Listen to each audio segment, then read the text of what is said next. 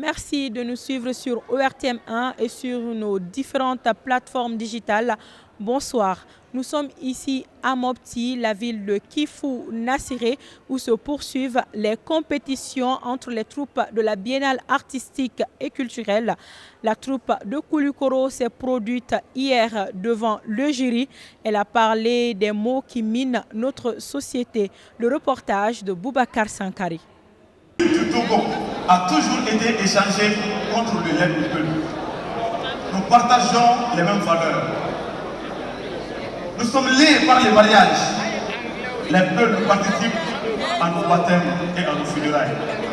Par cette pièce de théâtre, Koulikoro entend réconcilier les communautés du centre en proie à des conflits intercommunautaires. Et cette réconciliation a été concrétisée par un mariage entre un jeune Dogon et une jeune fille Peul.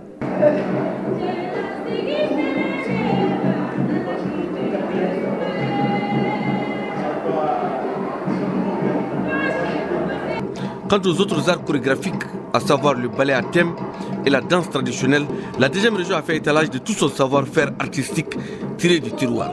Au niveau du ballet, vous l'avez observé sur la scène, il y avait un problème d'eau. Ensuite, il y a eu une solution à ce niveau. Un château d'eau a pu être implanté. L'eau, c'est la source de vie. Et cette source de vie, elle peut dégénérer en source de conflit. Et heureusement, les bons esprits aidants, on est parvenu à circonscrire le mal. Les arts lyriques, l'ensemble instrumental, le chœur, la musique d'orchestre et le solo de chant ont tous porté sur la paix, l'unité et la cohésion sociale.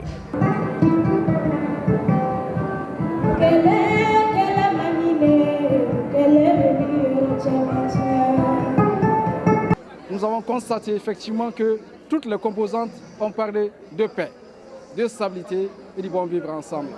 Donc cette occasion est belle pour que les enfants venus de divers horizons, du nord au sud, d'est en ouest, alors se côtoient. Habituée des phases de la biennale artistique et culturelle, la troupe de Koulikoro a plongé les spectateurs dans l'univers des arts et de la culture.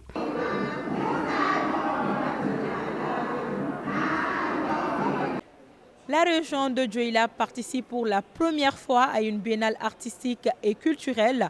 Les représentants du Baninko ont dépeint les maux qui entravent le développement du Mali. On en sait plus avec Idrissa Keïta.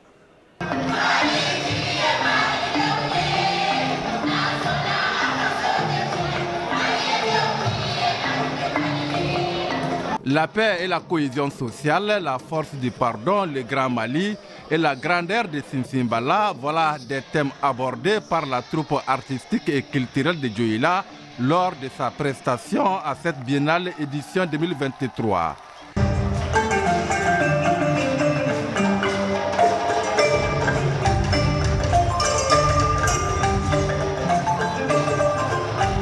Ma force, c'est ma conviction dans le Mali. Ma conviction dans la force du dialogue. Ma conviction dans le fait que seuls les Maliens peuvent surmonter leurs problèmes. Et à travers la culture, rien que la culture. La troupe de Dioïla a exposé son savoir-faire et son savoir-être à travers les 7 disciplines en compétition. À travers ces différentes prestations, Dioïla a donné l'occasion au public d'explorer le fond de son trésor culturel dans toute sa diversité avec des danses traditionnelles comme le gomba.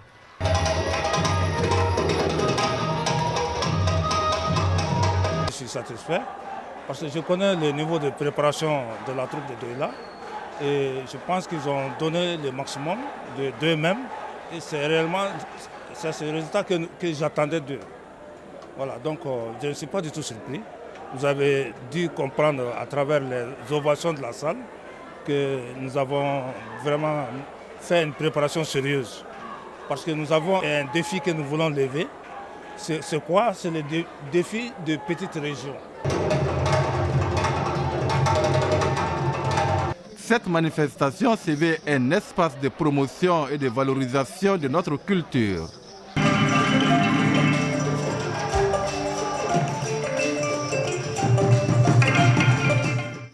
La biennale artistique et culturelle, c'est aussi des conférences. Aminata Touré a suivi ce matin un panel sur la contribution de la femme dans la paix. Suivons. Contribution de la femme à la restauration de la paix et de la cohésion sociale est le thème de ce panel. Les femmes viennent ainsi apporter leur contribution à la restauration de la paix au Mali.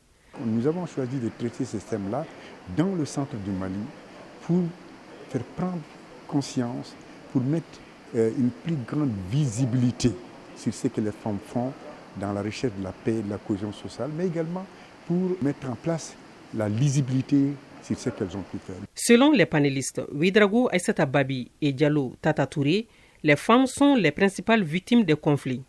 Ces faits sont mal connus et peu documentés jusqu'ici. Nous avons vraiment discuté à bâton rompu par rapport aux dispositions existantes, les mécanismes communautaires, les dispositions nationales et internationales qui placent la femme au cœur de la paix et la restauration de la cohésion sociale au niveau de la région. Les femmes, ce sont des braves. Les gens ont tendance à négliger les femmes. On ne doit pas mettre les femmes à côté. Elles participent au développement de la nation. Des questions-réponses ont permis d'édifier davantage les participants sur le thème « Contribution de la femme à la restauration de la paix et la cohésion sociale ». Un thème qui fait ressortir que les femmes doivent être au cœur de tout ce qui se passe autour d'elles, comme par exemple les processus de réconciliation, de restauration, de reconstruction et de stabilisation. Vous pouvez retrouver toutes les informations sur la biennale artistique et culturelle sur le site fouga.gouv.ml, une initiative du gouvernement et ses partenaires parmi lesquels l'UNESCO. Oumar Maïga nous amène découvrir ce site. www.fouga.gouv.ml, c'est le nom du domaine de la plateforme digitale née d'un partenariat fécond entre le ministère de l'Artisanat, de la Culture, de l'industrie hôtelière et du tourisme, la Direction nationale de l'action culturelle et le projet GIZ. Cette plateforme digitale, accompagnée d'un agenda culturel du Mali, a pour objectif de géolocaliser et de cartographier les événements culturels à travers le pays, tout en recueillant des données essentielles sur les établissements, les équipements culturels et les sites patrimoniaux. La plateforme digitale fouga.gouv.ml, qui vient d'être lancée, représente un outil qui va révolutionner et valoriser le secteur culturel. La culture innove, la culture évolue et la culture surtout doit communiquer. Et que tout ce qui sera communiqué donc à travers le numérique permettra donc aux acteurs culturels non seulement de faire connaître en fait leurs œuvres, mais aussi par ce même moyen obtenir aussi des retours, des rentrées vraiment économiques. La réussite de la plateforme digitale Fouga exige un engagement et une participation active des acteurs. Aujourd'hui, je vous invite tous à vous approprier cet outil précieux et à en faire bon usage. En tant qu'acteurs culturels, vous êtes les gardiens de notre héritage, les ambassadeurs de notre identité culturelle et les créateurs de notre avenir artistique. Il était temps qu'on ait une plateforme d'information comme ça. Nous rencontrons pas mal de difficultés pendant l'exécution de nos activités sur le terrain. Il y a tellement de chevauchements de dates et des fois ça amène à beaucoup de confusion dans la tête des différents festivaliers ou des intéressés de notre culture. Mais s'il y a une plateforme de façon officielle, nationale, surtout suivie par le ministère de la Culture, je pense que les partenaires peuvent avoir confiance à nos différentes activités qui se trouvent sur ces plateformes-là. Une nouvelle ère de valorisation et de collaboration est offerte aux acteurs de la culture de consolider l'héritage culturel.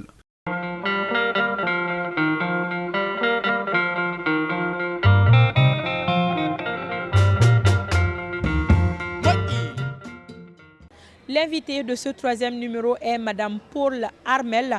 Avec Garibou Pérou, il nous parle de la culture malienne. On regarde.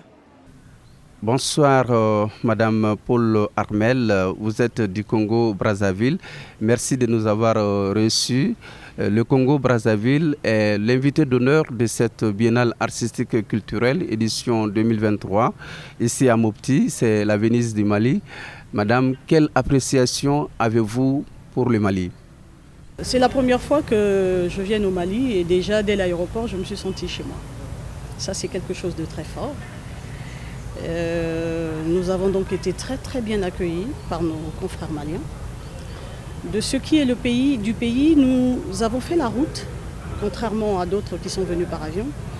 Nous avons donc fait la route de Bamako à Mopti.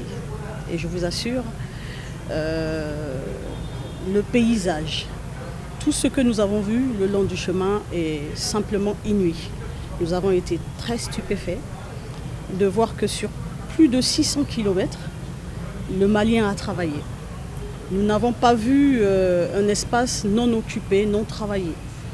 Au plan culturel, Madame Armel, est-ce qu'il y a une similitude entre le Congo-Brazzaville et le Mali? Absolument. Absolument. Vous savez que les peuples africains ont la même histoire. Le peuple africain partage les mêmes expériences et nous avons les mêmes combats. La culture, un peuple sans culture est un peuple qui est perdu. Et en ce qui concerne le Mali, ce qui frappe déjà quand vous allez à une cérémonie malienne, c'est les tenues traditionnelles que vous voyez avec tous les Maliens. Le Malien valorise la culture qui est la sienne. Et ça, c'est très important. Le Malien valorise les danses, le Malien valorise tout ce qui est artistique, culturel du Mali. Et je pense que c'est même l'objet de la Biennale aujourd'hui. Autour de la Biennale, faire un brassage de culture de toutes les régions pour que le Mali soit un et indivisible. Pour terminer, Madame Paul Armel, en quoi cette fête de la jeunesse malienne vous inspire? Donc, il serait très important pour nous également, dans le même sens que la Biennale, de pouvoir aujourd'hui rassembler les régions autour des cultures qui aujourd'hui sont disparaître, qui aujourd'hui se meurent. Donc il est important de raviver toutes ces cultures-là, que nos enfants apprennent l'histoire, que nos enfants sachent à quoi s'en tenir. Voilà, c'est très important. Et nous sommes là vraiment en train de puiser dans la Biennale pour pouvoir demain, on va dire, transplanter la Biennale au Congo. Merci Madame Paul Armel de nous avoir reçus. Je vous souhaite de passer une très belle fête de la Biennale artistique et culturelle ici à Mopti, la Venise du Mali. Tout le plaisir est pour nous d'être venus, d'être parmi vous et de partager ces moments avec vous. Merci infiniment. Merci beaucoup, monsieur le journaliste. Voilà ce qui met fin à ce JT spécial consacré à la Biennale artistique et culturelle. Nous vous donnons rendez-vous tout à l'heure dans la salle Sori Bamba pour suivre les prestations des régions de Ségou et de Kidal. Merci et au revoir. Ne décrochez surtout pas. Restez en compagnie de nos programmes.